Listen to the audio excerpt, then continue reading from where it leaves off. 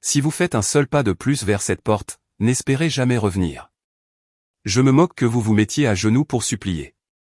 Je ne vous l'ouvrirai plus jamais. Si je pars, qui préparera le dîner de la fête de l'Action de grâce? Ma joue brûlait comme si elle avait été roussie par la main de ma belle-mère, mais mon cœur était étrangement calme. À ce moment-là, j'ai eu une prise de conscience soudaine. Chaque dernier dollar que j'avais pour acheter ne serait-ce qu'un sac de provisions dans cette maison maudite était de l'argent que ma propre mère malade m'avait secrètement glissé dans la main. J'ai regardé mes affaires éparpillées sur le sol. Je n'ai pas pleuré. J'ai simplement pris mon téléphone et, pendant 1 minute, j'ai fait ce que j'avais à faire. Le lendemain, lorsque les membres de la famille ont déferlé sur la maison comme un raz-de-marée, la vue du visage de ma belle-mère, vidé de toute couleur, a été la chose la plus belle que j'ai jamais vue. Avant de commencer, s'il vous plaît, abonnez-vous, aimez et laissez un commentaire pour me dire d'où vous regardez. J'aimerais beaucoup vous saluer. Maintenant, commençons l'histoire. L'air de la fin novembre à Queens, New York, était un mélange de poussière sèche et de la faible odeur sucrée des marrons grillés d'un vendeur de rue. Emily se tenait devant un petit placard, ses doigts raidis tripotant des sous-vêtements soigneusement pliés. L'écran de son téléphone était encore allumé, affichant le message texte de sa tante, « Maman s'est effondrée au marché. C'est une hémorragie cérébrale. Ils sont en chirurgie d'urgence maintenant. Rends-toi vite à Mount Sinai. » C'était un message court. Elle le lisait pour la 4e fois. Les sous-vêtements dans le placard étaient organisés par couleur, du plus clair au plus foncé.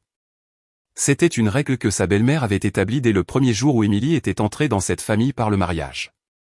Le placard d'une femme est le reflet de son âme, ma chère. Un placard en désordre signifie une femme désordonnée, avait dit Eleanor avec l'air condescendant d'une duchesse prodiguant sa sagesse à une simple fille de la campagne. Emily sortit 2 débardeurs. Les bretelles du blanc boulochaient déjà, mais elle n'avait pas d'autre choix. En 5 ans de mariage, elle n'avait pas acheté un seul nouveau vêtement pour elle-même. Ce n'était pas qu'elle n'avait pas d'argent, c'était parce que chaque dépense devait être vérifiée par sa belle-mère. Combien a coûté ceci?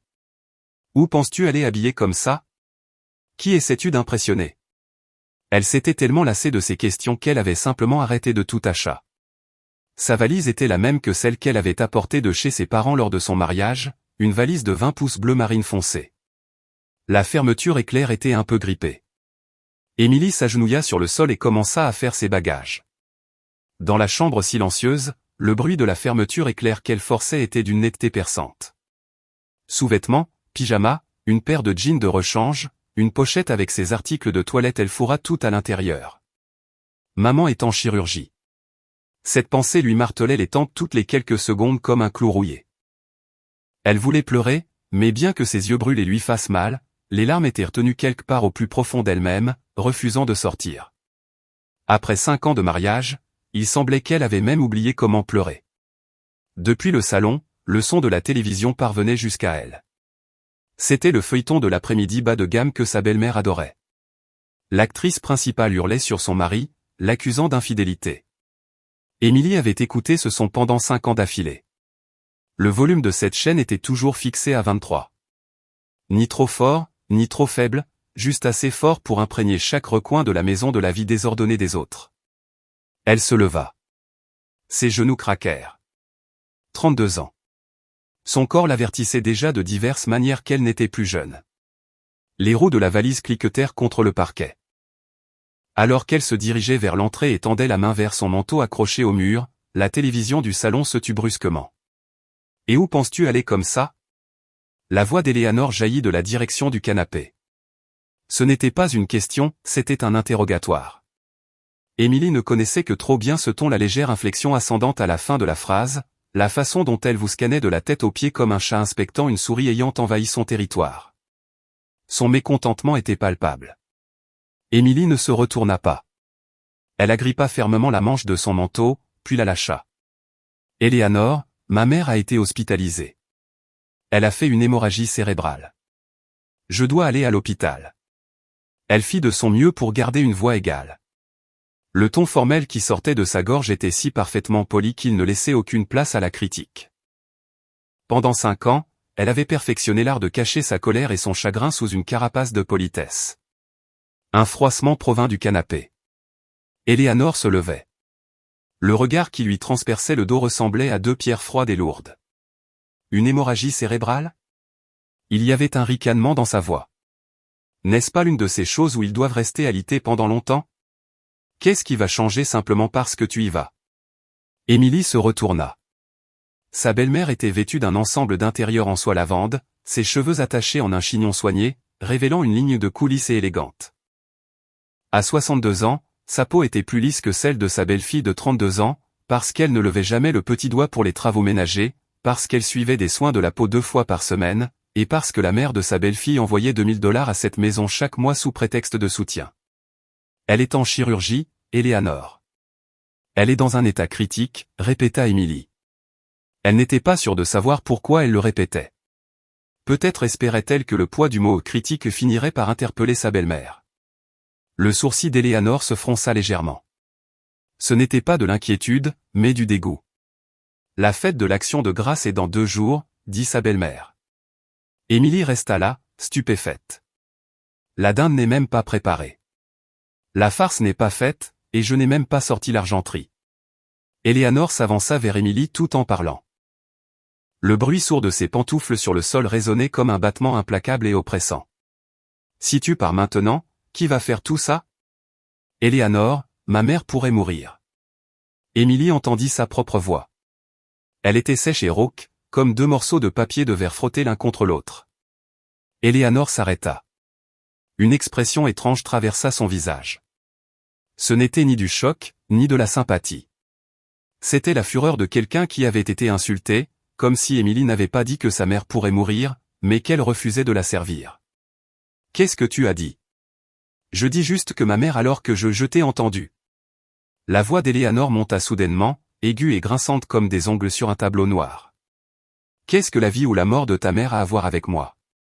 Tu es entré dans la famille Davis par le mariage.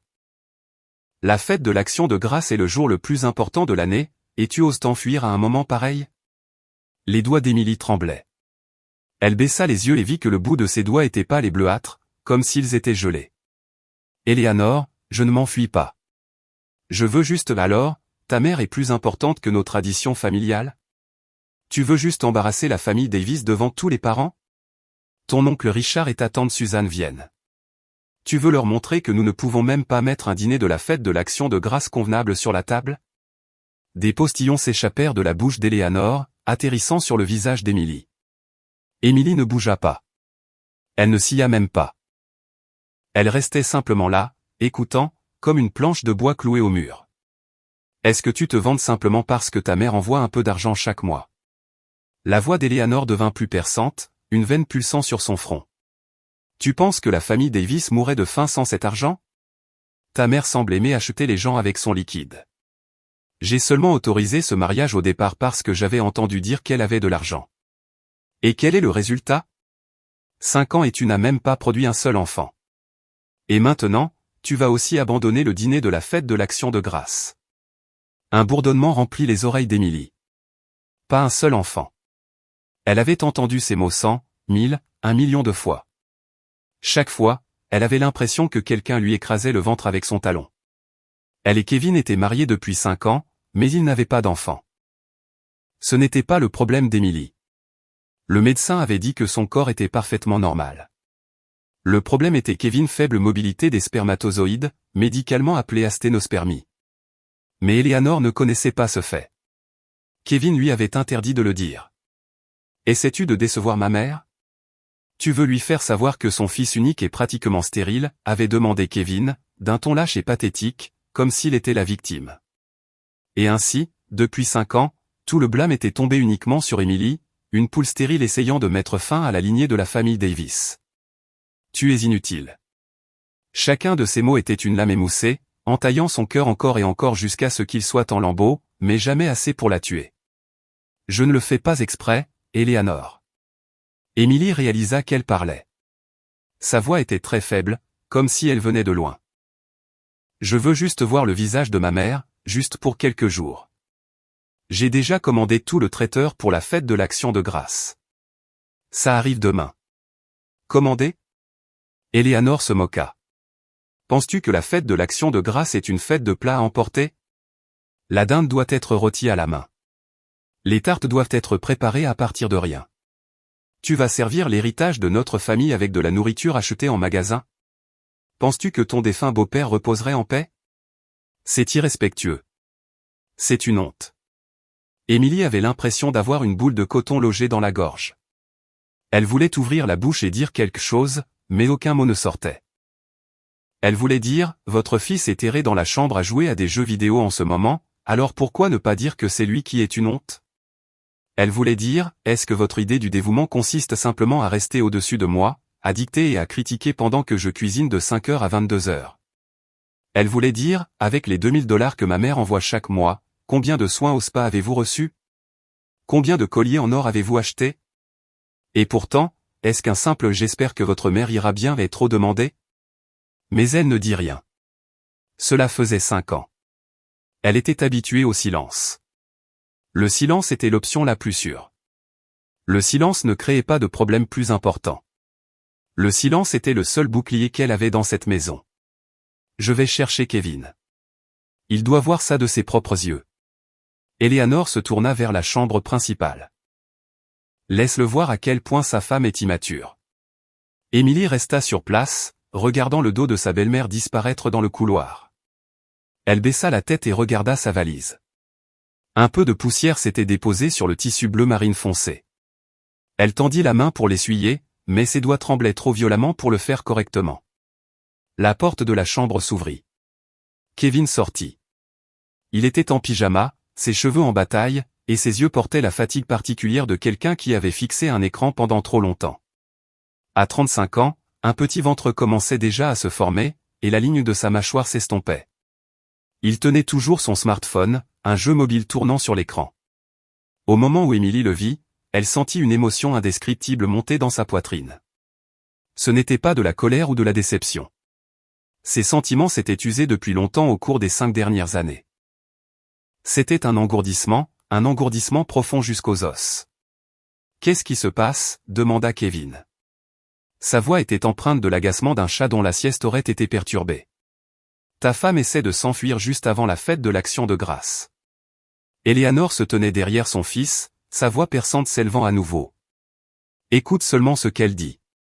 Elle dit qu'elle doit aller voir sa mère parce qu'elle est à l'hôpital. Ne peut-elle pas aller la voir n'importe quand d'autre? Doit-elle choisir ce moment-là entre tous? Les sourcils de Kevin tressaillirent. Il regarda Émilie. Il n'y avait ni inquiétude ni préoccupation dans ses yeux, seulement un calcul superficiel, le regard d'un homme évaluant à quel point cette situation serait un inconvénient pour lui. Ta mère est à l'hôpital. Qu'est-ce qu'elle a? Une hémorragie cérébrale. Elle est en chirurgie. La voix d'Émilie était plate. Elle ne voulait plus s'expliquer. Elle voulait juste sortir de cette maison, s'éloigner de ces deux personnes, et aller à l'hôpital rejoindre sa mère. Kevin soupira. Écoute, commença-t-il, son ton suggérant que c'était difficile mais inévitable. Maman n'essaie pas de t'arrêter juste pour le plaisir. C'est juste que... c'est la fête de l'Action de grâce. Tu sais comment c'est. Tous les parents viennent. Si tu pars maintenant, elle ne peut pas tout gérer toute seule. Ma mère est peut-être en train de mourir, répéta Émilie pour la 3e fois. Kevin cligna des yeux comme s'il lui fallait un moment pour assimiler ces mots. Ne t'énerve pas comme ça. Tous ceux qui ont une hémorragie cérébrale ne meurent pas. La médecine moderne est incroyable. Je suis sûr qu'elle ira bien. Sa voix était presque joyeuse. De plus, il n'y a rien que tu puisses faire même si tu y vas maintenant. Ne vaudrait-il pas mieux y aller après les vacances? J'irai avec toi à ce moment-là. Émilie le fixa. Elle regarda l'homme avec qui elle avait cru un jour passer toute sa vie. Ses lèvres continuaient de bouger, crachant des mots comme « sois juste patiente ».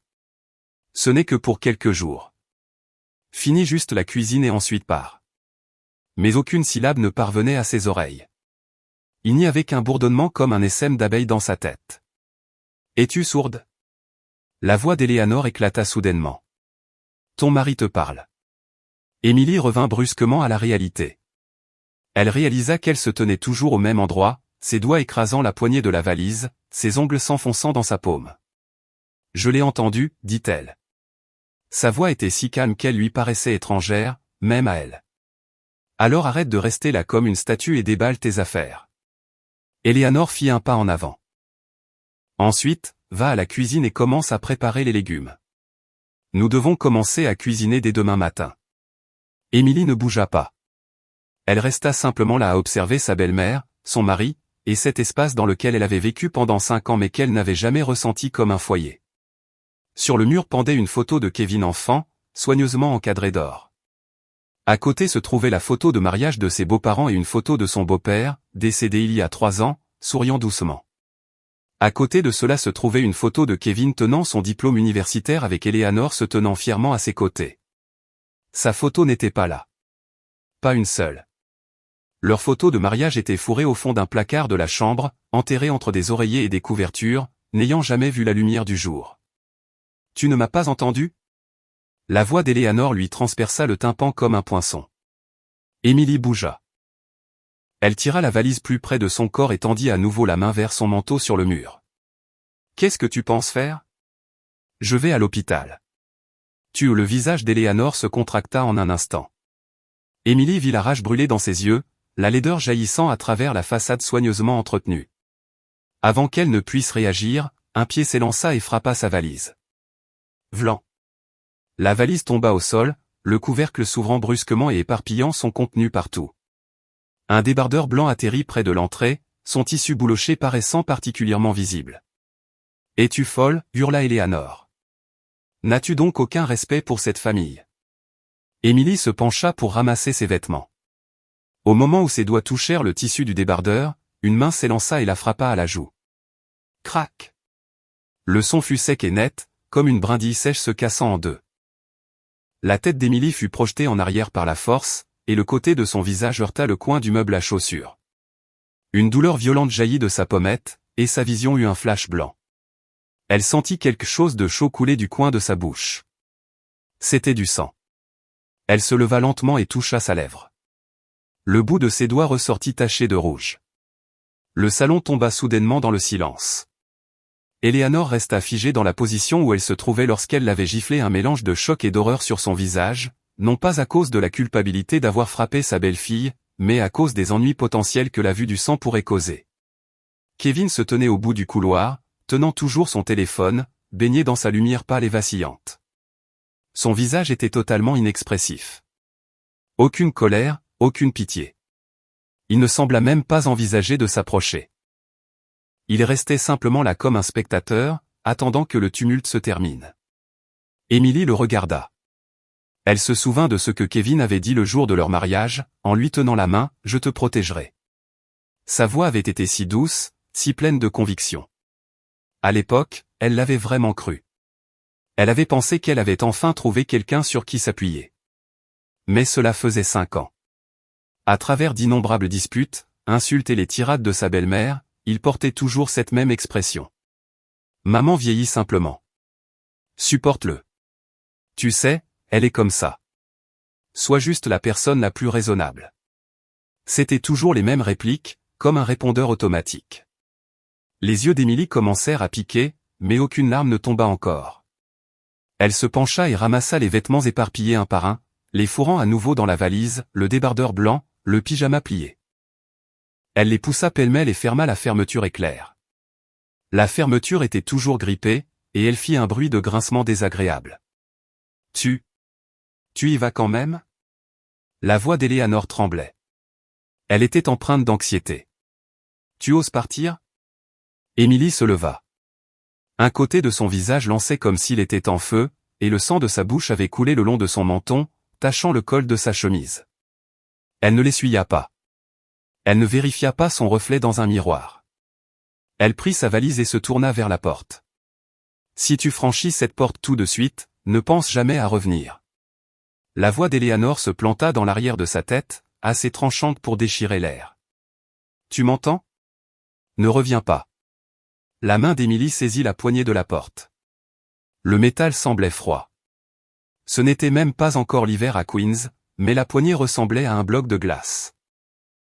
Soudain, elle pensa à sa mère. Sa maman avait 67 ans cette année. Ses cheveux étaient déjà à moitié gris, son dos légèrement voûté. Chaque fois qu'elle venait rendre visite à sa fille en ville, elle devait faire 4 heures de bus, puis changer 3 fois de métro. Et à chaque fois, ses mains étaient pleines de sacs, de la confiture maison, des légumes de son jardin, une pièce de bœuf spéciale du boucher local. C'est pour tes beaux-parents. C'est pour Kevin, et ça, c'est ton préféré, disait toujours sa mère. Puis elle glissait discrètement une enveloppe dans la poche d'Émilie. Ne laisse pas tes beaux-parents voir. C'est de l'argent de poche pour toi. Une femme a besoin d'avoir un petit quelque chose à elle, tu sais. Émilie essayait de refuser à chaque fois, mais les yeux de sa mère étaient si pleins d'une sollicitude sincère qu'elle ne pouvait jamais se résoudre à dire non. Ce n'est que plus tard qu'elle apprit que sa mère envoyait $2000 à Eleanor chaque mois. Ce n'est pas facile d'être une belle fille. Si je les aide un peu, peut-être qu'ils te traiteront mieux, avait dit sa mère. Mais l'ont-ils mieux traité? Pas une seule fois. Au contraire, cet argent est devenu un prétexte pour sa belle-mère pour la faire travailler plus effrontément, une raison de lui manquer de respect avec une conviction encore plus grande. Ta mère aime acheter les gens avec son argent. C'est ce qu'Eleanor venait de dire. Les doigts d'Émilie serrèrent la poignée de la porte jusqu'à ce que ses articulations deviennent blanches. Elle ouvrit la porte. L'air de novembre s'engouffra, transportant l'odeur des châtaignes grillées et la senteur lointaine du poulet frit. La lumière à détecteur de mouvement dans le couloir s'alluma. La lumière pâle éclairait crûment l'échymose sur sa pommette et le sang sur son menton. Tu oses. La voix d'Eleanor fut coupée derrière elle. Émilie ne regarda pas en arrière. Elle tira sa valise et monta dans l'ascenseur. Elle appuya sur le bouton du premier étage. Alors que les portes se refermaient lentement, elles effacèrent de sa vue le visage déformé d'Eleanor. L'ascenseur commença sa descente. Émilie s'appuya contre la paroi et ferma les yeux. Son visage lui faisait mal. Son cœur lui faisait encore plus mal. Mais étrangement, un sentiment de libération qu'elle n'avait jamais ressenti auparavant l'envahit. C'était comme si une corde tendue depuis 5 longues années venait de se rompre. Les couloirs de l'hôpital Mount s'y sentaient toujours l'antiseptique. Émilie était assise sur une chaise en plastique devant l'unité de soins intensifs. Dans sa main se trouvait une tasse de café d'un distributeur automatique qui avait refroidi depuis longtemps. Le gobelet en papier portait le logo générique d'une supérette, et le café avait la couleur de l'eau de vaisselle. Elle en avait pris peut-être 3 gorgées, maintenant, elle se demandait si elle ne devait pas simplement jeter le reste. L'horloge au mur indiquait 2h17 du matin. Il était déjà plus de 21h quand elle était arrivée à l'hôpital. Depuis la maison de ses beaux-parents, elle avait pris 2 métros et marché pendant 20 minutes. L'une des roues de sa valise était cassée, et elle faisait un bruit de grincement tout au long du chemin. Sa mère était déjà sortie de chirurgie. Le chirurgien était un homme d'une 50aine d'années avec des lunettes à monture dorée et l'habitude de parler les bras croisés. Il débita une série de termes médicaux, hémorragie intracrânienne étendue, craniectomie décompressive, observation post-opératoire, possibilité d'un état végétatif persistant. Chaque mot tombait sur sa tête comme un poids de plomb. Le plus important maintenant est d'attendre, dit finalement le médecin. Les prochaines 48 heures sont critiques. Sa tante était à ses côtés, sanglotant comme si elle ne pouvait plus respirer. Émilie ne pleurait pas.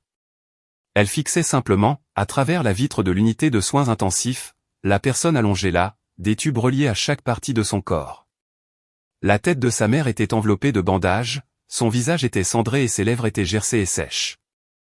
Le visage qui souriait autrefois et disait « Ma fille est la plus belle fille du monde », était maintenant aussi sans vie qu'une photographie en noir et blanc décolorée.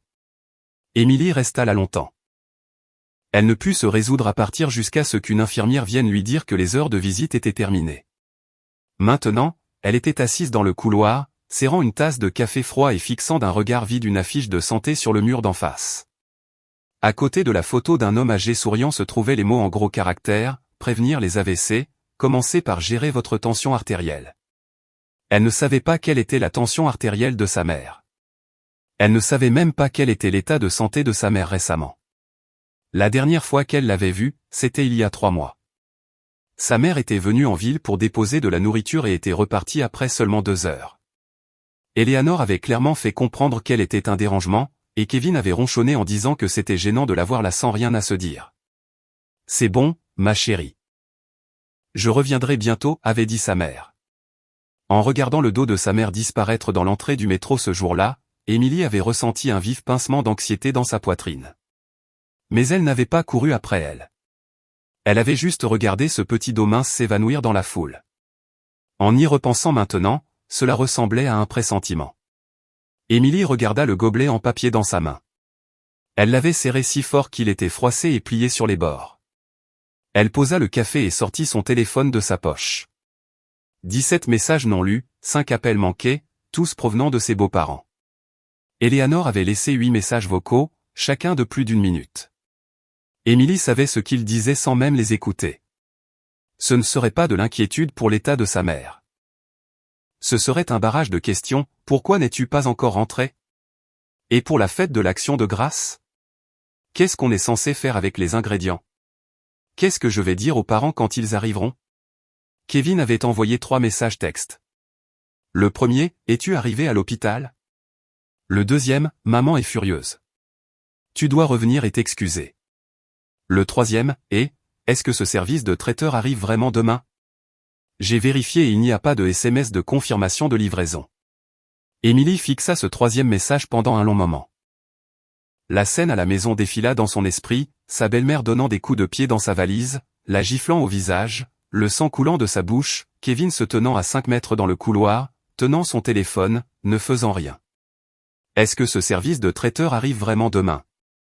C'était ce qui l'inquiétait. Émilie laissa échapper un petit rire sans joie. C'était un son étrange, silencieux, avec seulement les coins de sa bouche qui se relevaient, mais ses yeux étaient dépourvus de lumière. Elle ouvrit l'application de shopping sur son téléphone. Après quelques secondes de chargement, sa commande d'il y a 3 jours apparut, menu de luxe pour la fête de l'Action de grâce. Paiement total $870.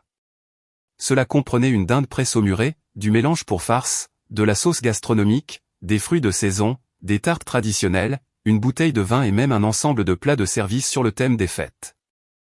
Livraison estimée, la veille de la fête de l'Action de grâce, 9 heures.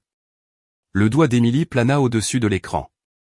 Le bouton d'annulation de commande était juste là. Texte rouge vif sur fond blanc. Il ressortait nettement. Une voix au fond de son esprit murmura, « Ne fais pas ça. Tu ne peux pas faire ça. Cela va causer un énorme problème. Le dîner de famille est très important. Eleanor va devenir folle.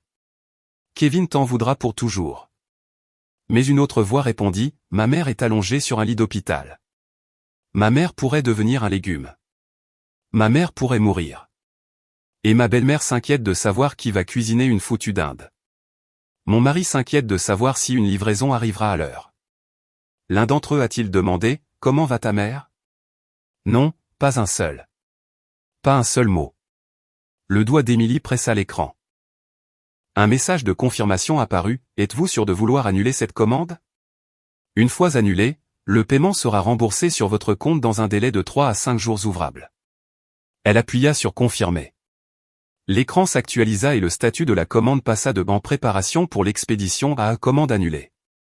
Émilie fixa ces 2 mots pendant 10 secondes. Puis elle ouvrit son application bancaire. La carte de crédit à son nom était la carte pour les dépenses du ménage. Kevin et Eleanor avaient chacun une carte d'utilisateur autorisée.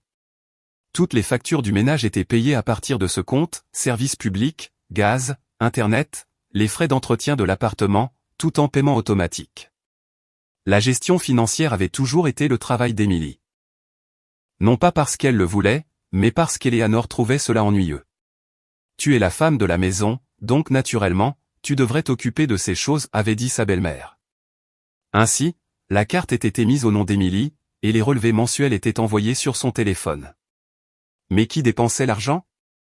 Émilie n'achetait pas de vêtements, n'allait pas au salon de coiffure, ne rencontrait pas d'amis. Ses dépenses personnelles étaient de moins de 50 à chaque fois.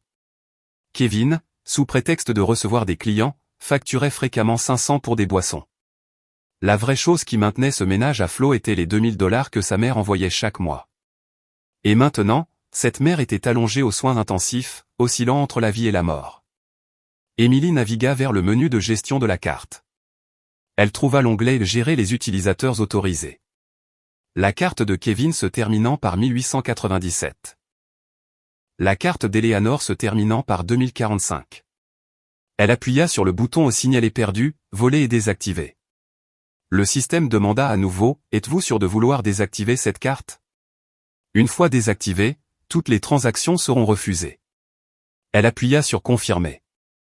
Les 2 cartes étaient maintenant désactivées. Ensuite, elle alla dans les paramètres de paiement automatique pour la facture d'électricité, la facture de gaz et la facture Internet et les annula une par une. Chaque annulation entraînait un message de confirmation. Elle appuya sur confirmer pour chacune d'elles. Son doigt était stable, sa respiration calme, comme si elle gérait une tâche parfaitement routinière. Enfin, elle ouvrit leur discussion de groupe familial. Le nom de la discussion était « Notre famille ». 3 membres, Emily, Kevin, Eleanor. La photo de profil était une photo de famille prise il y a 3 ans, lorsque son beau-père était encore en vie. Les 5 se tenaient en rang, souriant, mais les sourires étaient figés comme de la taxidermie. Emily tapa un message, le traiteur de la fête de l'Action de grâce a été annulé. Les cartes de crédit et tous les paiements automatiques de factures ont également été arrêtés. Puisque vous accordez tant d'importance à vos traditions familiales, vous pouvez commencer à montrer votre dévotion avec l'argent de votre fils à partir de maintenant. Envoyé. Puis elle mit son téléphone en mode silencieux et le fourra dans sa poche. Au bout du couloir, une infirmière poussa un chariot. Le bruit des roues résonna dans le couloir vide. L'odeur de l'antiseptique semblait se renforcer. Emily se rassit contre la chaise et ferma les yeux. Son visage lançait. Une croûte se formait sur la coupure près de sa lèvre, rendant la peau tendue. Mais cela n'avait pas d'importance. Elle voulait juste se reposer un moment. Demain, elle devait discuter du plan de traitement avec le médecin. Elle devait contacter l'employeur de sa mère pour organiser un congé de maladie. Elle devait aller à l'appartement de sa mère pour trouver sa carte d'assurance et d'autres documents. Il y avait une montagne de choses à faire. Mais au moins, elle n'avait plus à penser à cuisiner ce foutu dîner de la fête de l'Action de grâce. Le matin de la fête de l'Action de grâce, une pluie légère tombait sur le Queens. Eleanor était sur les nerfs depuis 4 heures du matin. Elle ne pouvait pas dormir, vérifiant son téléphone toutes les 30 minutes, mais l'écran de l'application de shopping n'affichait qu'une seule ligne de texte gris, « Votre commande a été annulée ». Elle ne pouvait pas le croire. Ce devait être une erreur système, pensait-elle. Elle appela le centre de service client. Après 20 minutes à naviguer dans un menu vocal automatisé, elle fut enfin mise en relation avec un agent. Madame, la commande passée par Emily Davis a été officiellement annulée le 21 novembre à 23h47. Le remboursement est en cours de traitement sur son compte. Y a-t-il autre chose que je puisse faire pour vous? La voix de l'agent était polie et robotique.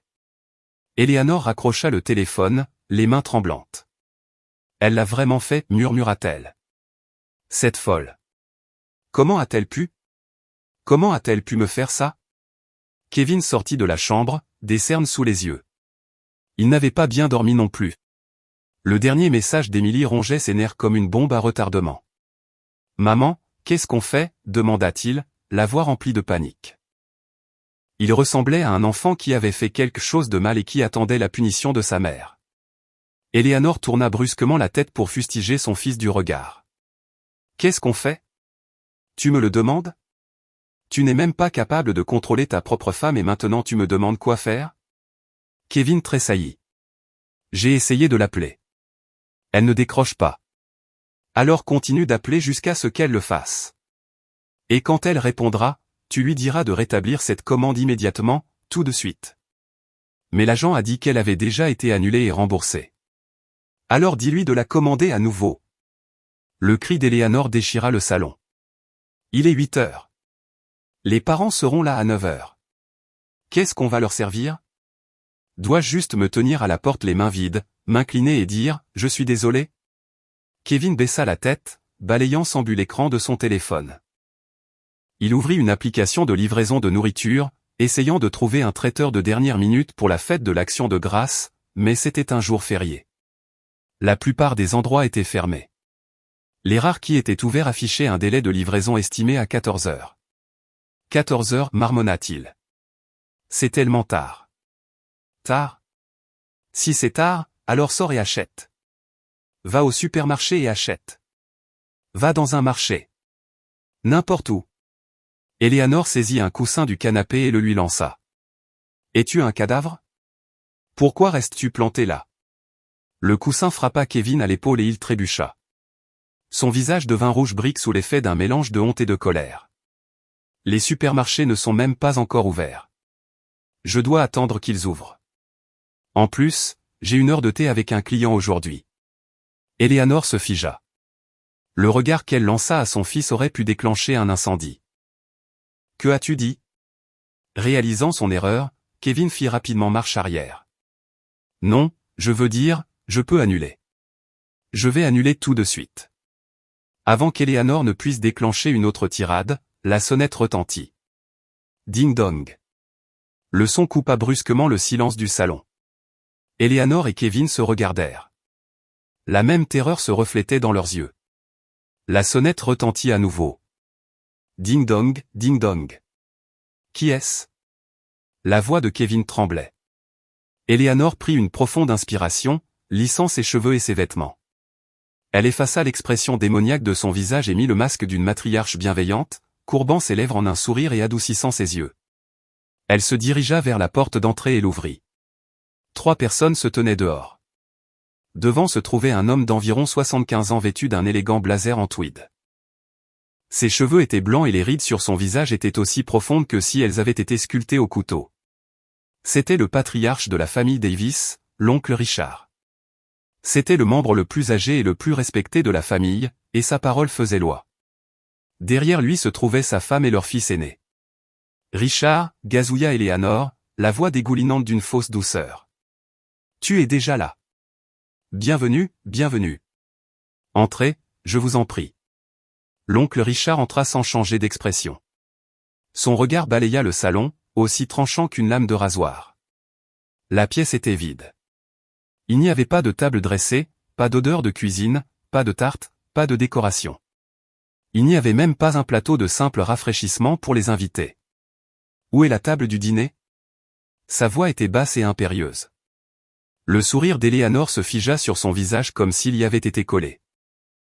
Oh, eh bien, Richard, nous sommes juste en train de la préparer. En train de la préparer? Le sourcil de l'oncle Richard tressaillit. Le dîner est à 10 heures. Il est 8h20 maintenant. Je t'ai demandé où est la table. La bouche d'Eleanor s'ouvrit et se ferma, mais aucun son n'en sortit. Son esprit devint complètement vide. Elle avait besoin d'une excuse, mais son cerveau semblait s'être arrêté. Elle restait là, béante comme un poisson hors de l'eau. Oncle Richard. Kevin accourut du salon, essayant de sauver la situation. C'est, ma femme. Sa mère est à l'hôpital, alors elle a dû aller chez ses parents. C'est elle qui s'occupe de la nourriture d'habitude, alors. Alors? L'oncle Richard l'interrompit. Si elle n'est pas là, n'as-tu pas de main? N'as-tu pas de pied? Est-elle la seule personne dans cette maison? Le visage de Kevin devint d'un rouge pourpre profond. Nous étions justes. Je te le demande. L'oncle Richard fit un pas en avant, acculant Kevin. Où est la nourriture pour notre dîner de famille? Elle a été annulée. Émilie, c'est elle qui l'a annulée. Les yeux de l'oncle Richard devinrent froids comme de la glace. Il tourna lentement la tête pour regarder Eleanor. Quel genre de leçon as-tu donné à ta belle-fille? Le visage d'Eleanor devint blanc comme un linge. Richard, c'est cette Émilie. Elle est. Je ne veux pas entendre tes excuses. La voix de l'oncle Richard tomba comme une pierre froide. Ce dîner est une question d'honneur pour notre famille. C'est le seul jour de l'année où nous nous réunissons tous, et voici l'état de la maison de la chef de famille des Davis. C'est une honte. Les lèvres d'Eleanor tremblaient. Elle voulait blâmer Émilie, mais sous le regard d'acier de l'oncle Richard, elle ne pouvait même pas bouger la bouche. Richard, et une autre chose, continua l'oncle Richard. Pourquoi cette maison est-elle si sombre? Pourquoi les lumières sont-elles éteintes? Eleanor marqua une pause. Elle tendit la main et actionna l'interrupteur mural. Clic, rien ne se passa. Elle l'actionna à nouveau. Clic, toujours sombre. Qu'est-ce que tu fais? L'irritation commençait à gagner la voix de l'oncle Richard. Le cœur d'Eleanor sombra. Elle courut à la cuisine et ouvrit la porte du réfrigérateur. La lumière à l'intérieur était éteinte. Il n'y avait aucun ronronnement du moteur.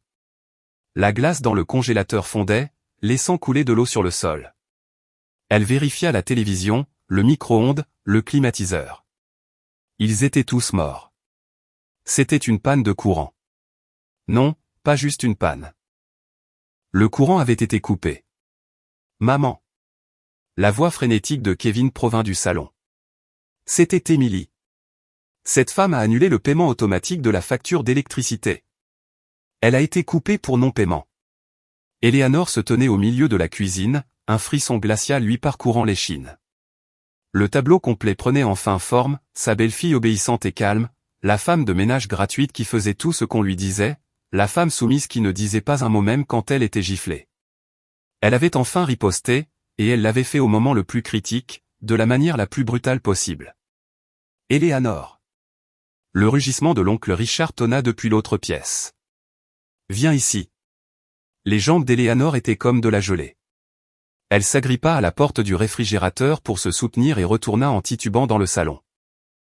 Son visage était cendré, ses lèvres vidées de toute couleur. L'oncle Richard se tenait au milieu du salon, et derrière lui, son autre beau-frère, sa femme et quelques autres parents plus éloignés étaient arrivés. Ils étaient tous vêtus de leurs plus beaux habits de fête, leurs visages pleins d'attente. Mais maintenant, cette attente se transformait en mépris et en ridicule. Est-ce là la fête de l'action de grâce de la famille Davis, demanda l'oncle Richard, la voix glaciale, désignant la pièce vide. Pas de table, pas de nourriture, et le courant est coupé. Richard, s'il te plaît, laisse-moi t'expliquer. Expliquer? L'oncle Richard l'interrompit. Qu'y a-t-il à expliquer? Que ta belle-fille a décidé de te planter? Alors laisse-moi te demander ceci, que as-tu fait pour la rendre si désespérée? Comment as-tu dû la traiter pour que les choses en arrivent là? Le visage d'Eleanor se crispa dans une grimace. Elle voulait hurler, elle est folle. Mais les mots restèrent coincés dans sa gorge. Le regard de l'oncle Richard était trop perçant. Ses yeux de vieillard voilé semblaient voir à travers chaque mensonge. Ça suffit. L'oncle Richard se tourna vers les autres parents. Le dîner d'aujourd'hui est annulé. Tout le monde, rentrez chez vous. Partir comme ça, demanda quelqu'un. Que voudriez-vous que nous fassions d'autre, rétorqua froidement l'oncle Richard. Offrir une prière à l'air vide? Le visage d'Eleanor brûlait d'humiliation. C'était comme si une main invisible venait de la gifler 100 fois plus fort qu'elle n'avait jamais giflé Emily. Oncle Richard, je vais aller acheter quelque chose. Kevin se fraya un chemin à travers la foule, criant désespérément. Je vais au magasin tout de suite. L'oncle Richard ricana. Et avec quoi vas-tu l'acheter? Une carte de crédit au plafond? Kevin se figea. Pensais-tu que je ne savais pas? La voix de l'oncle Richard devint encore plus basse. Ton salaire est de 3000 de dette de carte de crédit. Les soins de spa de ta mère, tes notes de bar, même l'entretien de cet appartement, tout a été payé avec l'argent de ta belle-mère, n'est-ce pas? Et maintenant que la mère de ta femme est allongée sur un lit d'hôpital et que l'argent a été coupé, tu n'as même pas assez d'argent liquide pour acheter une dinde de la fête de l'Action de grâce, n'est-ce pas? Le visage de Kevin passa par toutes les nuances de rouge et de violet. Il n'avait jamais imaginé que l'oncle Richard connaissait les détails de sa situation financière si intimement. La réalité pathétique qu'il avait tant essayé de cacher, l'incompétence qu'il refusait d'admettre, était maintenant exposée à la vue de tous. Assez. L'oncle Richard leva la main. J'informerai le reste de la famille de ce qui s'est passé aujourd'hui. Désormais, je serai en charge de nos réunions familiales. Vous deux n'êtes plus les bienvenus. Sur ce, le vieil homme fit demi-tour et franchit la porte d'entrée sans un regard en arrière. Les autres parents, après un moment d'hésitation, le suivirent comme une marée descendante. Il y eut des murmures, des claquements de langue, et quelqu'un sortit même un téléphone pour prendre discrètement une photo. Eleanor se tenait au milieu du salon, les regardant disparaître un par un. Elle essaya d'ouvrir la bouche, mais sa gorge était si serrée que pas même un croassement n'en sortit. Alors que la dernière personne partait, elle se retourna et lança un dernier regard à Eleanor. Ce n'était pas de la pitié dans ses yeux, c'était une sorte de satisfaction étrange, un regard qui disait « Tu as enfin ce que tu méritais ». Le regard froid de quelqu'un témoin du karma en action. Clic, la porte d'entrée se ferma. Seuls Eleanor et Kevin restaient dans le salon. L'air était lourd, et un sentiment de défaite indicible pesait sur la maison. Depuis la cuisine, le réfrigérateur gargouilla alors que le dernier morceau de glace fondait et s'égouttait au fond. Eleanor tourna lentement la tête pour regarder Kevin. La panique d'il y a quelques instants avait disparu, remplacée par une haine sombre et bouillonnante. « Appelle-la, dit-elle, détachant chaque mot. Dis à Seth de revenir ici maintenant. » D'une main tremblante, Kevin sortit son téléphone et composa le numéro d'Emily. Une voix mécanique remplit le silence vide et moqueur du salon, « Le numéro que vous avez composé n'est pas en service. Veuillez vérifier le numéro et réessayer. » Le téléphone d'Emily restait éteint. Elle était assise sur une chaise dans le couloir de l'hôpital, fixant la vitre de l'unité de soins intensifs. La scène derrière la vitre semblait vaciller légèrement. Ses yeux étaient secs d'avoir été éveillés toute la nuit. Sa mère ne s'était pas encore réveillée. Le médecin avait dit que c'était courant, après une chirurgie pour hémorragie, un patient pouvait rester inconscient pendant des jours, parfois même des semaines. Mais Emily se levait tout de même toutes les 10 minutes pour vérifier.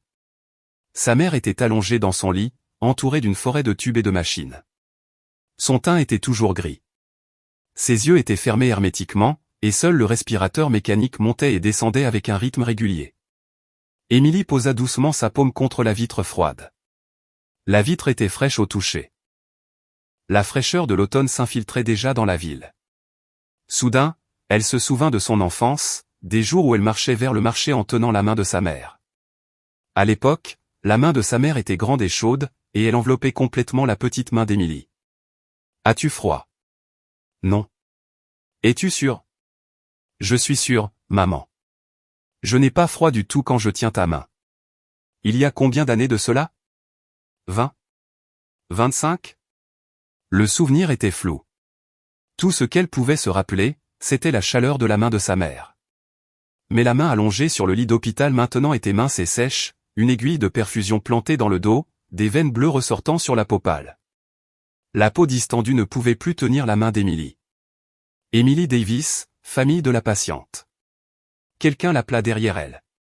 Emily se retourna pour voir une jeune femme en blouse bleue. Son badge indiquait de Suzanne Miller. « Vous êtes la tutrice de la patiente du lit 7 de l'unité de soins intensifs, n'est-ce pas ? » « Oui, c'est moi. Le docteur Evans aimerait vous voir. Il souhaite discuter du futur plan de traitement. » Emily acquiesça. Elle suivit l'infirmière le long d'un long couloir. Le son de leurs pas résonnait dans le couloir vide, se mêlant au faible bourdonnement des néons au plafond. À la fin du couloir se trouvait une porte avec une plaque indiquant « Dr Robert Evans, neurochirurgie ». Emily frappa. « Entrez. » Elle ouvrit la porte et entra. Le docteur Evans était assis derrière un bureau encombré de dossiers médicaux. Il leva les yeux vers Emily et désigna la chaise en face de lui. « Je vous en prie, asseyez-vous. » Emily s'assit, ses mains posées sur ses genoux, se serrant et se desserrant anxieusement. Le docteur Evans feuilleta le dossier de sa mère, restant silencieux un moment avant de prendre la parole. Comme je l'ai mentionné hier, son ton était professionnel et détaché, l'étendue de l'hémorragie de votre mère était très grave. Bien que l'opération ait réussi à retirer l'hématome, les dommages aux tissus cérébraux étaient inévitables. Emily hocha la tête en silence. La question clé maintenant est de savoir quand ou si elle reprendra conscience, continua le docteur Evans. Si nous voyons des signes de récupération spontanée dans les prochaines 48 heures, il y a une chance de rééducation. Cependant, si 72 heures passent sans réponse, il marqua une pause, vous devrez commencer à vous préparer pour des soins de longue durée. Le cœur d'Emily sombra. Des soins de longue durée ? Qu'est-ce que cela signifie ? Cela signifie qu'il y a une forte probabilité qu'elle reste dans un état végétatif persistant, dit le docteur Evans, regardant Emily droit dans les yeux. Elle aura besoin de machines pour maintenir ses fonctions vitales. Sa position devra être changée régulièrement pour prévenir les escarres et elle aura besoin de physiothérapie quotidienne. Vous devrez également engager un soignant professionnel. Il énuméra les coûts spécifiques et les articles de soins. Chaque chiffre ressemblait à un rocher géant écrasant sa poitrine. Pour l'instant, attendre est la meilleure chose que nous puissions faire, conclut le docteur Evans. Mais vous, en tant que tutrice, devez également considérer l'aspect financier. Le coût de l'unité de soins intensifs est d'environ 1500 cents par jour. Et cela n'inclut pas les futurs frais de rééducation. L'esprit d'Emily devint vide. 1500 cents par mois. Combien avait-elle sur son compte d'épargne ? l'argent de poche que sa mère lui avait donné chaque mois pendant 5 ans, plus l'argent que sa mère lui avait offert juste au cas où une urgence surviendrait, totalisait environ 120 000 $. Cela semblait beaucoup, mais au tarif des soins intensifs, cela durerait à peine 2 mois et demi. Mademoiselle Davis. La voix du docteur Evans la ramena à la réalité. Est-ce que ça va? Oui, je vais bien. Emily prit une profonde inspiration. Je vais devoir prendre des dispositions. Je m'occuperai des questions financières. Très bien. Si vous avez des questions, vous pouvez toujours les poser aux infirmières du poste de soins. Emily se leva, inclina légèrement la tête et quitta le bureau. Le couloir était toujours désert, et l'odeur d'antiseptique lui piquait les narines. Elle trouva un coin isolé, appuya son dos contre le mur et se laissa glisser jusqu'au sol. Elle avait l'impression qu'une montagne massive pesait sur ses épaules. Une montagne appelée réalité. Son téléphone vibra dans sa poche. Elle le sortit et regarda l'écran. C'était un message texte de sa banque. Votre carte de crédit se terminant par 3592 a été annulée aujourd'hui, le 22 novembre, à 9h42 à votre demande. Si ce n'était pas vous, veuillez contacter le service client immédiatement.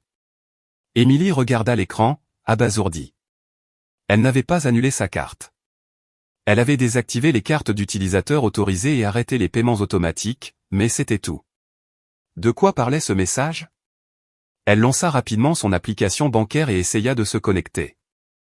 L'écran de chargement tourna pendant quelques secondes avant qu'une boîte d'alerte rouge n'apparaisse. Vos comptes ont été temporairement gelés en raison d'un signalement d'activité suspecte. Veuillez vous rendre dans votre agence la plus proche avec une pièce d'identité valide pour vérification. Le cœur d'Emily rata un battement. Elle ferma l'application et ouvrit celle de son autre banque. Le même message d'avertissement, compte gelé. Une troisième banque. Une quatrième. Tout était identique. Chacun de ses comptes était verrouillé.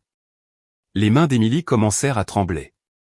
Le message de Kevin lui revint à l'esprit, maman est furieuse. Tu dois revenir et t'excuser. Et le silence de sa belle-mère et de Kevin après qu'elle eut envoyé ce dernier message au groupe de discussion. Que avait-il fait? Emily se leva d'un bond et se précipita vers l'ascenseur. Elle devait aller à la banque. Elle devait découvrir ce qui se passait. Les factures d'hôpital de sa mère ne pouvaient pas manquer d'un seul centime. Le hall de la banque était glacial, la climatisation tournant à plein régime. Emily prit un numéro et s'assit sur une chaise en plastique. 23 personnes devant elle. L'affichage indiquait le numéro A37. Son ticket était le K60. Elle attendit pendant 40 minutes. Enfin, son numéro fut appelé. Bonjour. Comment puis-je vous aider aujourd'hui? Demanda la guichetière, sa voix portant la convivialité exercée de quelqu'un qui avait répété cette phrase des milliers de fois. Mes comptes ont été gelés, dit Emily, faisant glisser sa pièce d'identité et un livret de banque sur le comptoir. J'aimerais savoir pourquoi. La guichetière prit la pièce d'identité et tapa quelques informations sur son clavier. Son expression se durcit soudainement. Mademoiselle Emily Davis? Oui, c'est moi. Pourriez-vous patienter juste un instant? La guichetière se leva et disparut dans un bureau derrière elle. Quelques instants plus tard, elle revint avec un homme d'âge mûr en costume.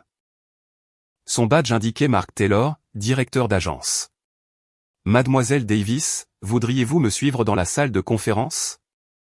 Emily le suivit dans une petite pièce avec une table ronde et quelques chaises. Une affiche de la banque avec un modèle souriant était accrochée au mur.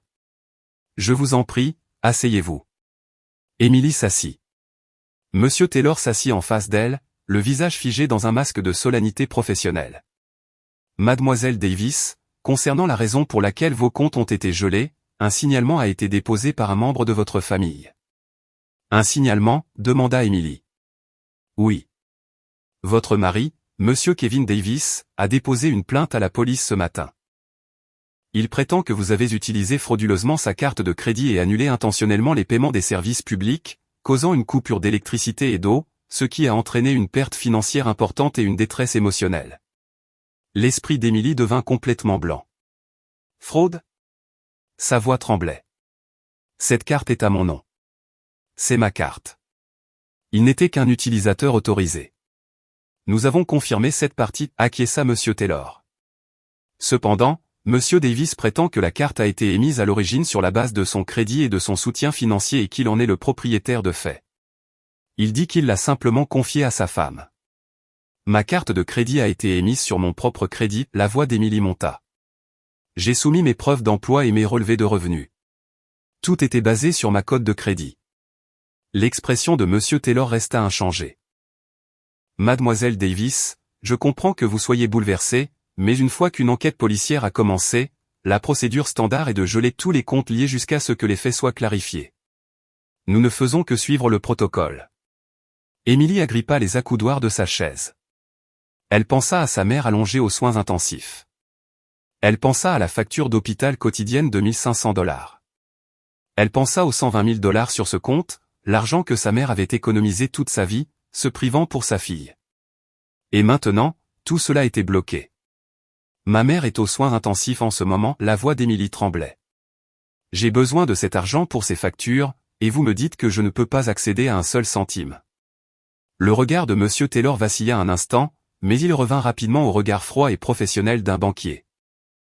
Je suis vraiment désolé pour votre situation, mais la banque ne peut pas dégeler unilatéralement les comptes.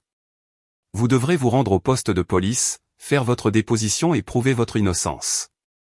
Une fois que votre nom sera blanchi, le gel sera levé immédiatement. Combien de temps cela prendra-t-il? Cela dépend de la rapidité de l'enquête. Cela pourrait prendre quelques jours, ou si cela devient compliqué, cela pourrait prendre plusieurs semaines. Plusieurs semaines? Émilie ferma les yeux très fort. Sa mère n'avait pas plusieurs semaines. Il faisait déjà nuit quand elle quitta la banque. Les enseignes au néon de la ville commençaient à s'allumer. C'était un week-end de vacances, donc la plupart des magasins étaient fermés, avec seulement des supérettes et quelques restaurants jetant une lueur solitaire. Émilie se tenait devant la banque, sentant ses jambes lourdes comme du plomb. Elle ne savait pas quoi faire. Les factures d'hôpital de sa mère, ses propres frais de subsistance, les comptes gelés, la plainte de son mari à la police, tout était un gâchis inextricable qui l'étouffait. Son téléphone vibra dans sa poche. Elle le sortit. C'était un texte d'un numéro inconnu. Est-ce mademoiselle Émilie Davis? Ici le détective Miller du 112e commissariat du NIPD. Nous avons besoin que vous veniez pour un interrogatoire concernant un signalement de fraude à la carte de crédit déposée par votre mari, Kevin Davis. Veuillez vous présenter au poste demain à 10 heures. Si vous avez des questions, veuillez me contacter à ce numéro. Émilie fixa le message pendant un long moment. Puis un sourire étrange et tordu s'étira sur son visage. C'était un sourire bizarre dépourvu de chaleur ou d'émotion, juste un mouvement mécanique de muscles. Elle ouvrit sa galerie de photos et trouva une photo qu'elle avait prise juste avant de quitter la maison de ses beaux-parents, une photo de la photo de mariage accrochée au mur de leur salon. Elle et Kevin, en smoking et robe de mariée, souriaient de toutes leurs dents. En la regardant maintenant, ce sourire semblait tout à fait grotesque. Elle ferma la galerie et ouvrit une application de bloc-notes. Elle commença à taper « Accord de règlement de divorce ». Partie A, Kevin Davis. Partie B, Émilie Davis. Les deux parties conviennent mutuellement de dissoudre la relation matrimoniale. Partage des biens, la partie B renonce à toute réclamation sur tous les biens matrimoniaux acquis pendant le mariage, y compris l'appartement, les véhicules et les comptes d'épargne. Prise en charge des dettes, toutes les dettes au nom de la partie A seront de la seule responsabilité de la partie A et ne seront pas transférées à la partie B. Elle rédigea chaque clause. Elle avait l'impression que le bout de ses doigts produisait des cliquetis secs contre l'écran. Elle avait écrit cet accord dans son esprit 1000 fois auparavant. Depuis la première fois que sa belle-mère l'avait traité de poule stérile. Depuis l'année suivante quand elle avait vu Kevin rire et envoyer des SMS à une autre femme. Depuis la 3e année quand elle avait découvert que l'argent du ménage venait en réalité de la poche de sa propre mère. Depuis la 4e année quand elle avait réalisé qu'elle n'était traitée que comme une femme de ménage gratuite et un distributeur de billets. Et depuis hier, quand elle avait été giflée par sa belle-mère alors que son mari se tenait là à regarder. Elle avait toujours rêvé de divorcer. Elle n'en avait simplement jamais eu le courage. Mais maintenant elle l'avait, d'une manière qu'elle n'aurait jamais imaginée. Après avoir terminé l'accord, elle ouvrit une application de service juridique et réserva une consultation avec un avocat pour l'après-midi suivant. Après avoir fait cela, l'oppression dans sa poitrine sembla s'atténuer un peu. Son téléphone vibra à nouveau. C'était un message sur une application de messagerie. L'expéditeur était Sarah, une femme du bureau de Kevin qu'elle avait rencontrée une fois lors d'un pique-nique d'entreprise. Emily, je ne sais pas si je devrais dire ça, mais je pense que tu devrais savoir. Kevin est notre manager, Mademoiselle Roberts. Je ne pense pas qu'ils soient juste collègues. Je les ai vus partager une chambre lors d'un voyage d'affaires le mois dernier. Emily lut le message sans aucun changement d'expression. Elle le savait déjà. Kevin ne prenait même plus la peine de verrouiller son téléphone, et elle avait vu leur conversation dégoûtante plus d'une fois. Elle avait juste fait semblant de ne pas savoir parce que sa belle-mère avait dit « Les hommes ont besoin de décompresser parfois. Tant qu'ils rentrent à la maison le soir, c'est tout ce qui compte. » Parce que Kevin avait dit « Ne te méprends pas. Nous sommes juste proches à cause du travail. » Parce qu'elle s'était hypnotisée elle-même, endure ça pour le bien de la famille. Si j'endure, tout passera. Mais qu'avait-elle gagné en endurant? Une famille qui ne la laissait même pas aller à l'hôpital quand sa mère s'était effondrée au marché. Un mari qui gelait ses comptes bancaires pour qu'elle ne puisse même pas payer l'opération de sa mère. Une réalité où elle était visée par une enquête de police comme une voleuse de cartes de crédit. Elle avait enduré pendant 5 ans, et c'était sa récompense. Emily mit son téléphone dans sa poche et commença à marcher vers la station de métro.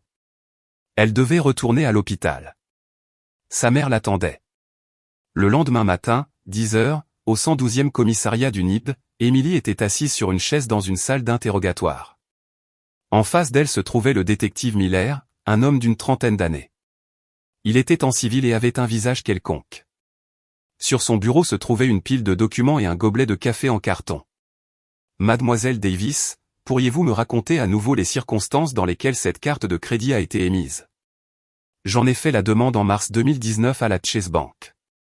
À l'époque, je travaillais au département de comptabilité d'une société commerciale, et mon salaire mensuel était de $2800.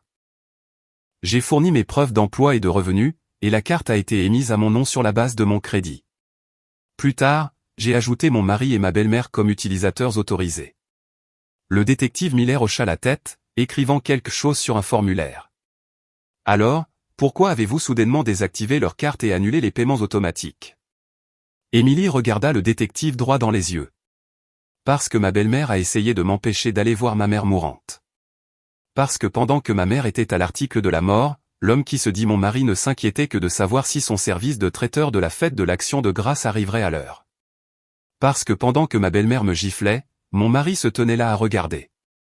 Sa voix était calme, presque détachée, comme si elle racontait l'histoire de quelqu'un d'autre. Le stylo du détective Miller s'arrêta. Votre belle-mère vous a agressé? Oui. Emily désigna sa joue. Juste ici, avant-hier soir. Le bleu s'est un peu estompé, mais on peut encore voir la marque. Le détective se pencha en avant pour voir de plus près. Sur sa pommette, il y avait un léger bleu violacé et une coupure nette, avec une croûte, près du coin de sa bouche. Avez-vous déposé une plainte? Non. À ce moment-là, tout ce à quoi je pouvais penser était de me rendre à l'hôpital pour voir ma mère. Le détective Miller resta silencieux un instant. Mademoiselle Davis, son ton s'adoucit considérablement, votre mari vous a accusé de fraude à la carte de crédit. Cependant, notre vérification auprès de la banque confirme que la carte est sans équivoque à votre nom et que vous en avez la pleine autorité. Juridiquement parlant, désactiver des cartes d'utilisateurs autorisées ou annuler des paiements automatiques ne constitue pas un crime. Emily hocha la tête. Cependant, continua le détective, votre mari prétend également que vous avez agi par malveillance pour causer intentionnellement une coupure de courant, gâcher la fête de l'Action de grâce de la famille et les avez publiquement humiliés devant les proches. Il réclame une compensation pour détresse émotionnelle. À l'expression détresse émotionnelle, Emily laissa échapper un rire court et amer. C'était tellement absurde. Détresse émotionnelle, répéta-t-elle. Ma mère est aux soins intensifs, luttant pour sa vie. Ces gens m'ont physiquement empêché d'aller à l'hôpital et m'ont même agressé. Et maintenant ils exigent que je les compense pour détresse émotionnelle. Le détective Miller semblait mal à l'aise. Je comprends ce que vous ressentez, mais puisque le plaignant a fait cette réclamation, elle doit être notée dans le rapport. Bien sûr, c'est à un tribunal de décider si elle est fondée. Emily prit une profonde inspiration. Alors, j'aimerais déposer une plainte également. Une plainte? Oui. Je porte plainte pour violence domestique. Ma belle-mère m'a frappé, et mon mari est resté là sans rien faire. J'ai un témoin, ma tante. J'étais au téléphone avec elle en allant à l'hôpital et je lui ai expliqué toute la situation. Et, ajouta Émilie, je poursuis également mon mari pour adultère. J'ai des preuves pour cela aussi, le témoignage d'une collègue et des captures d'écran des messages textes entre lui et cette femme. Je les ai enregistrés sur mon téléphone et ne les ai jamais supprimés. Le stylo du détective Miller s'arrêta de nouveau. Il regarda la femme en face de lui. Son visage était pâle et elle avait des cernes sous les yeux, ayant l'air de n'avoir pas dormi depuis des jours. Mais son regard était aussi stable et inébranlable qu'un lac calme. « Mademoiselle Davis, êtes-vous sûre de vouloir continuer » demanda-t-il. Émilie croisa son regard. « Oui.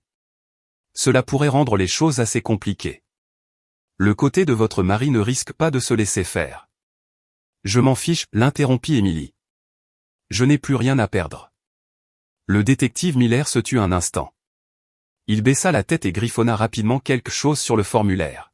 « Très bien, je vais vous aider à déposer la plainte. Nous allons passer dans la pièce voisine pour prendre votre déposition officielle et vous pourrez soumettre les preuves que vous avez mentionnées. » Émilie hocha la tête et se leva. À la porte, elle s'arrêta. « Détective » demanda-t-elle sans se retourner. « Combien de temps faudra-t-il pour que la plainte de mon mari contre moi soit rejetée ? Les faits sont assez clairs. Cela devrait être résolu d'ici une semaine. Et quand mes comptes seront-ils dégelés ? Dès que vous serez blanchi, nous en informerons la banque et ils seront libérés immédiatement. Merci. » Émilie ouvrit la porte et sortit. Les lumières fluorescentes dans le couloir étaient toujours blafardes et froides. Après quelques pas, elle ressentit une vague de vertige.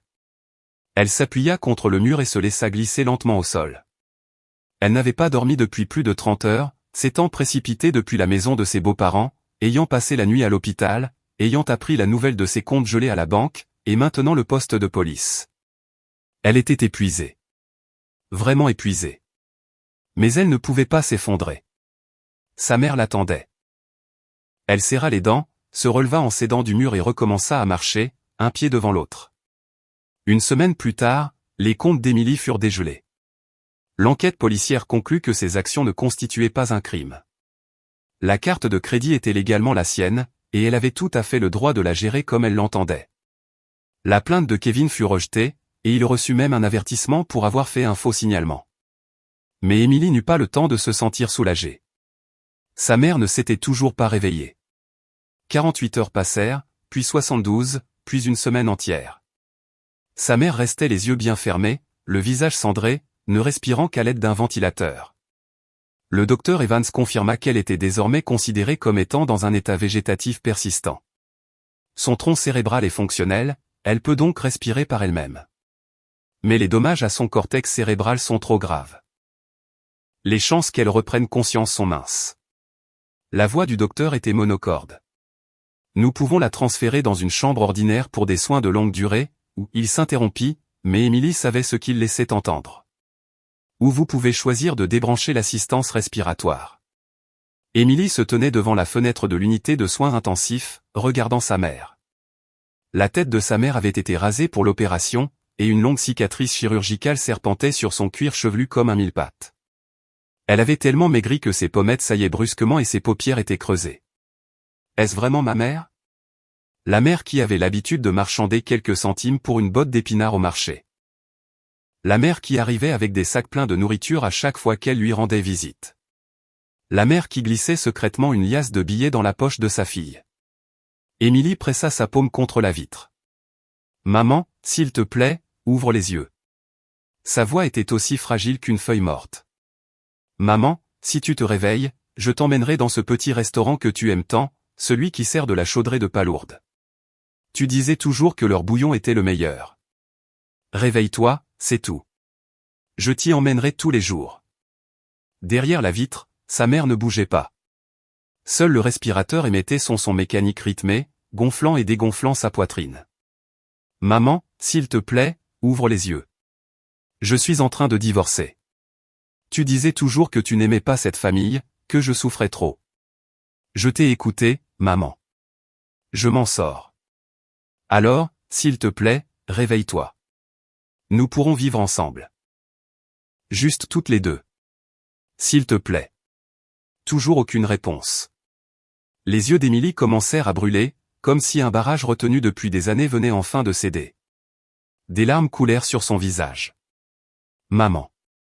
Sa gorge était si serrée qu'elle ne pouvait plus parler.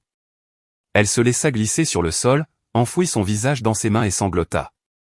C'était un cri qu'elle avait contenu pendant 5 longues années. Oubliant toute dignité, elle hurla comme un animal blessé. Les gens qui passaient dans le couloir lui jetaient des coups d'œil, mais elle s'en moquait. Elle voulait juste pleurer. Elle voulait vomir toute la douleur, la colère, la tristesse et le désespoir des 5 dernières années. Elle pleura longtemps, jusqu'à ce qu'une infirmière vienne lui demander ce qui ne allait pas, jusqu'à ce que sa gorge soit à vif et que sa voix ne soit plus qu'un murmure enroué. Elle se releva lentement. Elle essuya ses larmes. Elle sortit son téléphone. Elle ouvrit la discussion de groupe de la famille. Depuis son dernier message il y a une semaine, personne n'avait dit un mot. Le silence était assourdissant.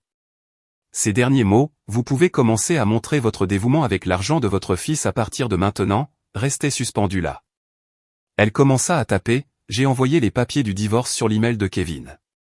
Je ne veux ni pension alimentaire ni bien. Je n'ai aucune dette à mon nom. Désormais, vous pouvez vous occuper de vos précieuses traditions familiales tout seul. Envoyez. Puis elle envoya une photo, l'accord de divorce, signé et daté. Enfin, elle ajouta une dernière phrase, ma mère est dans un état végétatif. J'espère que vous êtes satisfait maintenant. Ne vous donnez pas la peine de demander hypocritement des nouvelles de sa santé. Ne vous donnez même pas la peine de formuler des vœux de rétablissement creux. Elle ne peut pas vous entendre de toute façon. Envoyez. Puis elle appuya sur le bouton pour quitter la discussion. Le groupe disparut de sa liste. L'écran de son téléphone s'éteignit. Elle le mit dans sa poche et se dirigea vers l'ascenseur. Les portes se fermèrent lentement. Émilie appuya sa tête contre la paroi de l'ascenseur et ferma les yeux. Sa mère ne se réveillerait peut-être plus jamais, mais elle l'avait fait. Elle s'était enfin complètement réveillée d'un terrible cauchemar de 5 ans. 3 mois plus tard, le vent d'hiver dans le Queens était tranchant comme un couteau. Émilie se tenait devant le tribunal, vêtue d'une doudoune grise. Sa mère la lui avait achetée il y a 2 ans dans un magasin de déstockage. Elle n'est pas chic, mais elle est incroyablement chaude, avait-elle dit. À l'époque, Émilie l'avait trouvée ringarde et la portait rarement. Maintenant, elle lui semblait plus chaude que n'importe quel autre manteau au monde. La décision du tribunal venait de tomber. Le divorce était prononcé. Comme Émilie avait renoncé à toute prétention sur les biens, la procédure fut simple. Le tribunal statua que la dette de carte de crédit de $50 000 de Kevin relevait de sa seule responsabilité et n'avait rien à voir avec Émilie. De plus, les preuves d'agression domestique soumises par Émilie furent acceptées. Bien qu'Eleanor n'ait pas fait l'objet de poursuites pénales, s'agissant d'une première infraction et la blessure ayant été jugée mineure, le tribunal reconnut la détresse émotionnelle subie par Émilie et ordonna à Kevin et Eleanor de lui verser 5 000 de dommages supplémentaires, un total de $15 000. Ce n'était pas une fortune, mais ce n'était pas rien non plus. C'était assez pour couvrir quelques mois de loyer et les factures de l'aide-soignante de sa mère. Émilie quitta le tribunal et marcha dans la rue hivernale. Les arbres qui bordaient le trottoir étaient nus, leurs branches squelettiques s'étirant vers le ciel gris. Elle se souvint de ce jour, 3 mois plus tôt, en automne, quand l'air était chargé de l'odeur des noix grillées, des lumières pâles dans le couloir de ses beaux-parents, du sang sur sa lèvre. Tout cela semblait appartenir à une vie antérieure. Sa mère était maintenant dans un centre de soins de longue durée. Ce n'était pas luxueux, mais c'était abordable et spécialisé dans la prise en charge des patients en état végétatif. Émilie s'y rendait 2 fois par semaine, faisait la toilette de sa mère, lui lisait des livres et lui racontait sa semaine. Sa mère ne répondait jamais, mais cela n'importait pas à Émilie. Elle vivait désormais dans un appartement en sous-sol à la périphérie du Queens. C'était une pièce minuscule, à peine 20 mètres carrés. La lumière du soleil n'y pénétrait qu'1 heure par jour, et quand il pleuvait, les murs sentaient le moisi, mais c'était entièrement son propre espace. Personne ne la traitait de femme inutile et stérile. Personne ne la giflait parce qu'elle voulait aller voir sa mère malade. Personne ne restait les bras croisés à jouer sur son téléphone pendant qu'elle s'effondrait. C'était la liberté. Et bien que le prix ait été élevé, sa mère était dans un état végétatif, elle était divorcée et son compte en banque s'épuisait. Elle sentait qu'elle pouvait respirer plus facilement qu'à n'importe quel moment au cours des 5 dernières années. Émilie passa sa carte MetroCard au tourniquet. La rame de métro était bondée. Elle attrapa une barre de maintien et resta debout. Le train brinque-ballait et l'obscurité du tunnel défilait par la fenêtre. Elle regarda son téléphone. Elle avait quitté le groupe familial depuis longtemps, bloqué le numéro de Kevin et celui d'Eleanor aussi. Mais aujourd'hui, un SMS était arrivé d'un numéro inconnu, Mademoiselle Davis, voici le représentant légal de la famille Davis. Monsieur Kevin Davis souhaiterait demander une médiation privée concernant certaines questions post-divorce.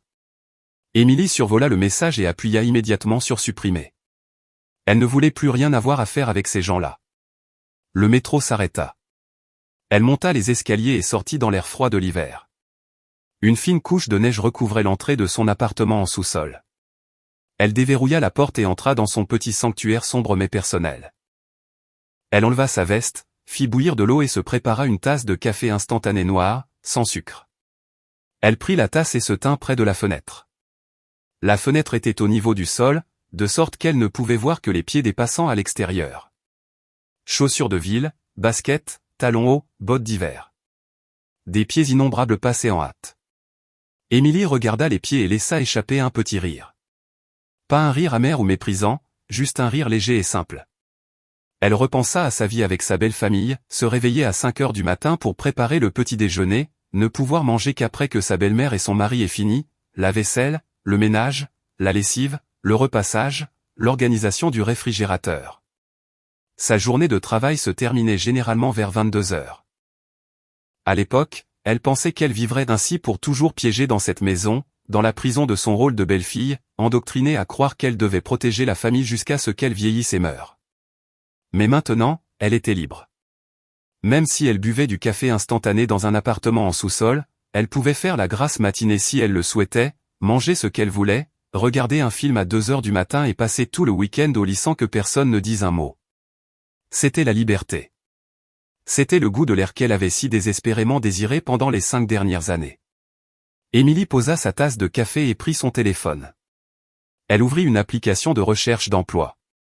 Elle avait besoin de trouver du travail. Elle devait payer les factures de sa mère, payer son loyer et, par-dessus tout, elle devait vivre. Elle tapa comptable Queens temps plein dans la barre de recherche et appuya sur Entrée. Une longue liste d'offres d'emploi apparut à l'écran. Elle commença à les lire une par une, attentivement. Dehors, la neige commençait à tomber abondamment. Les pas des gens à l'extérieur s'accéléraient. Émilie ne leva pas les yeux. Elle restait assise là, tranquillement, concentrée sur la conception de son avenir sur le petit écran de son téléphone. Fête de l'Action de grâce revint. Émilie marcha dans le couloir de la maison de retraite, portant 2 sacs de fruits et une boîte de pâtisserie. Le couloir dégageait toujours cette étrange odeur mêlée d'antiseptique et de vieillesse. Elle frappa à la porte de la chambre de sa mère. « Entrez », répondit la voix d'une aide-soignante. Émilie ouvrit la porte. Sa mère était toujours allongée dans son lit. 1 an avait passé, mais son état était inchangé, les yeux clos, la sonde d'alimentation, le visage inexpressif. Mais Émilie y était habituée maintenant. Elle posa les fruits et les pâtisseries sur la table de chevet et s'assit sur la chaise à côté du lit. « Salut, maman. C'est moi. » Elle prit la main de sa mère. Elle était fine et osseuse, mais encore chaude. « Maman, c'est fête de l'Action de grâce aujourd'hui. Je t'ai apporté ta tarte à la citrouille préférée.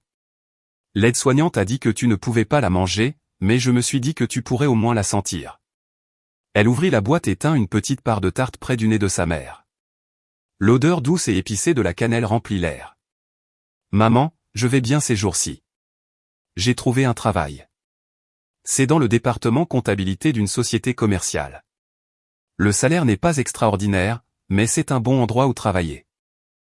Les gens sont gentils et personne ne me dicte ce que je dois faire. » Elle marqua une pause, puis continua, « Et maman, je me suis fait une amie. C'est une intérimaire au bureau. Elle s'appelle Sarah. Elle a 5 ans de moins que moi, mais elle est tellement rayonnante et rit tout le temps. Elle dit que je vis de façon trop calme et essaie toujours de m'entraîner boire un verre, au cinéma ou à un rendez-vous arrangé. C'est fou. » Émilie gloussa. « Je ne suis allée à aucun rendez-vous. J'ai dit à Sarah que cela ne faisait qu'1 an que j'étais divorcée et que je n'étais pas prête à rencontrer quelqu'un. Elle a dit que c'était pas grave, qu'elle m'attendrait. Elle regarda le visage de sa mère. Je pense que tu aimerais vraiment Sarah si tu te réveillais. Elle a aussi grandi dans une famille monoparentale, alors elle dit toujours à quel point elle est jalouse que j'ai une maman. À ce moment-là, la paupière de sa mère tressaillit. Émilie se figea. Elle retint son souffle et fixa intensément le visage de sa mère. Quelques secondes passèrent, mais il n'y eut plus de mouvement. J'ai dû l'imaginer. Émilie laissa échapper un petit soupir. Elle s'adossa à sa chaise et ferma les yeux. La pièce était calme, avec seulement le sifflement rythmique de la machine de survie. Je n'abandonne pas, maman, murmura-t-elle comme pour elle-même. Peu importe le temps que cela prendra, je continuerai à venir. Cette nuit-là, Émilie fit un rêve. Un rêve où sa mère se réveillait. Sa mère s'asseyait dans son lit, souriant de toutes ses dents, et disait, « Ma chérie, j'ai envie d'une chaudrée de palourdes. » Émilie pleurait et répondait, « D'accord, allons-y. Je t'en achète. » Toutes les deux quittaient l'hôpital et marchaient dans une rue baignée de soleil. Les trottoirs étaient bordés d'arbres et des feuilles d'automne dorées tombaient comme de la lumière. Sa mère lui tenait fermement la main, comme lorsqu'elle était enfant. « Tu as froid. »« Non. »« Tu es sûr ?»« Je suis sûr, maman. Je n'ai pas froid du tout quand je tiens ta main. » Quand elle se réveilla, son oreiller était humide de larmes. Émilie fixa longuement le plafond sombre de son appartement en sous-sol. C'était encore avant l'aube. Elle se leva, se lava le visage, se brossa les dents et enfila sa doudoune grise. C'était un jour de semaine. Elle devait aller travailler. La vie devait continuer.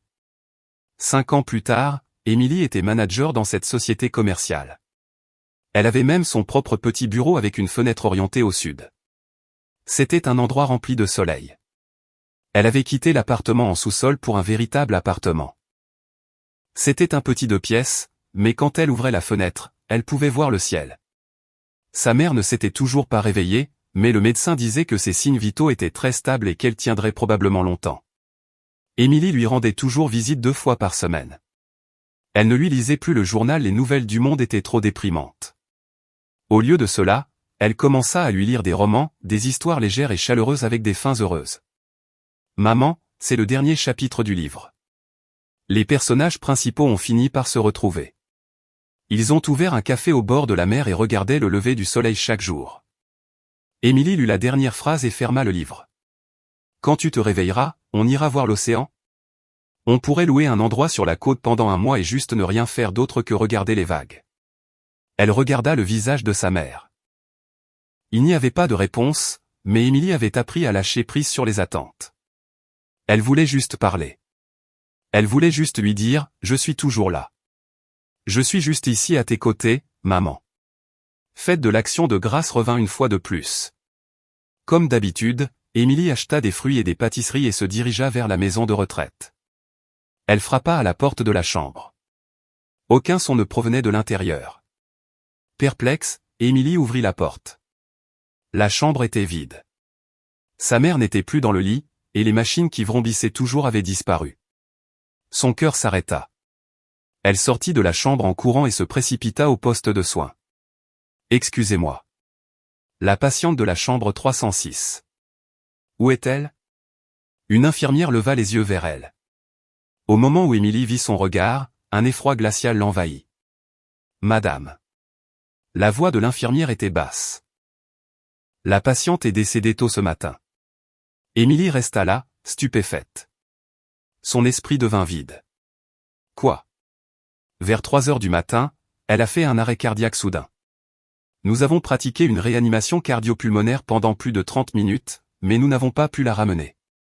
Ses jambes se dérobèrent. Émilie s'agrippa au comptoir pour se soutenir et glissa sur le sol. Comment? L'infirmière contourna le comptoir et posa une main sur son épaule. Essayez d'être forte. Elle est partie paisiblement. Elle dormait, sans aucune douleur. Émilie n'entendait rien. Elle était juste assise par terre, tremblant de manière incontrôlable. Sa mère était partie. La mer qui s'était effondrée dans un marché il y a 6 ans, cet automne-là, était, un autre jour d'automne 6 ans plus tard, partie pour toujours. Elle n'avait même pas pu la voir une dernière fois. Émilie cria de douleur. C'était la deuxième fois qu'elle hurlait ainsi en 6 ans. La première fois, c'était quand sa mère était entrée dans un état végétatif, cette fois, c'était parce que sa mère avait quitté son côté pour de bon. Les funérailles furent intimes. Émilie n'en informa personne de la famille Davis. Les seules personnes présentes furent la famille de sa tante, d'anciens collègues de sa mère et son amie Sarah. Sarah resta aux côtés d'Émilie tout le temps, lui tendant silencieusement des mouchoirs, lui apportant de l'eau et veillant à ce qu'elle mange. Émilie se tint devant le crématorium, tenant le portrait de sa mère. La photo datait du 60e anniversaire de sa mère. Ses cheveux n'étaient pas encore complètement gris, et ses rides n'étaient pas aussi profondes. Sur la photo, sa mère souriait doucement, un sourire qui montrait les traces d'une vie dure mais qui était d'une gentillesse infinie. « Repose en paix maintenant, maman. » La voix d'Émilie était brisée et éraillée par les pleurs. « Tu as travaillé si dur toute ta vie. Tu t'es tellement inquiétée à cause de moi.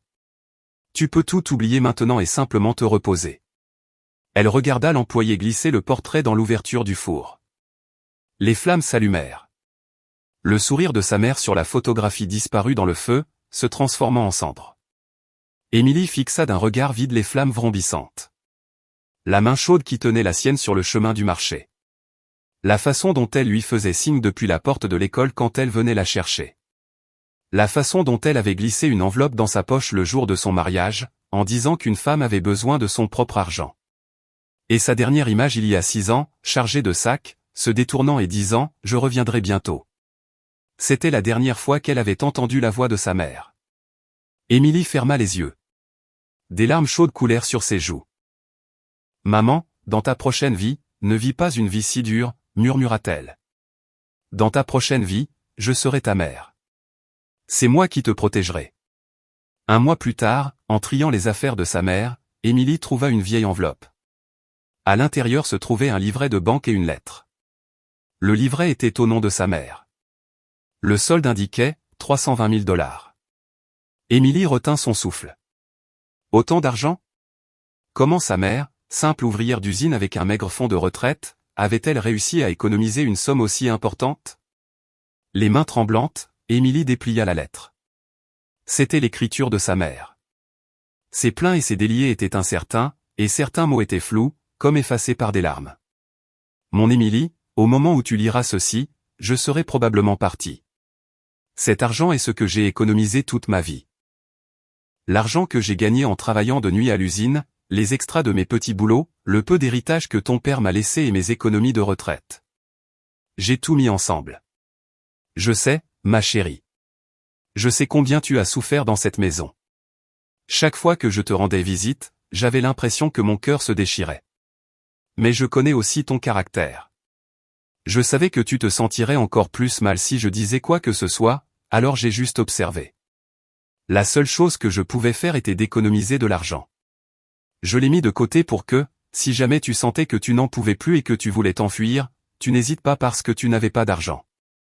Pour que tu n'aies pas à endurer parce que tu n'avais nulle part où aller. J'ai économisé chaque centime pour pouvoir être le sol sous tes pieds. Émilie, ta mère n'est pas instruite et n'a pas grand-chose, alors c'est tout ce que je peux te laisser. S'il te plaît, ne vis pas comme moi. Vis la tête haute. N'endure pas tant de choses. Ne laisse pas les autres te briser. Tu es la fille la plus précieuse au monde pour moi. Vis comme si tu étais précieuse. Je t'aime, ma fille. Quand Émilie eut fini sa lecture, ses mains tremblaient comme une feuille. Des larmes tombèrent sur la page, tachant l'encre. Elle serra la lettre contre sa poitrine et se recroquevilla sur le sol. Un sanglot déchirant s'échappa d'elle. Sa mère avait tout su, qu'elle était traitée comme une servante, qu'elle intériorisait tout et qu'elle en tombait malade, qu'un jour elle atteindrait son point de rupture et s'effondrerait. Et sa mère avait donc discrètement économisé de l'argent pour construire une base sur laquelle sa fille pourrait s'appuyer lorsqu'elle s'échapperait enfin. Elle avait passé sa vie entière à s'y préparer. Émilie pleura très longtemps, jusqu'à ce que sa voix s'éteigne. Puis elle se leva lentement et marcha vers la fenêtre. Dehors, les lumières de la ville s'étalaient devant elle. Des lumières innombrables scintillaient comme des étoiles et les phares des voitures coulaient comme un fleuve. Elle sortit son téléphone et vérifia la date, le 17 octobre. C'était l'anniversaire de sa mère. Joyeux anniversaire, maman, murmura-t-elle doucement. Merci, maman.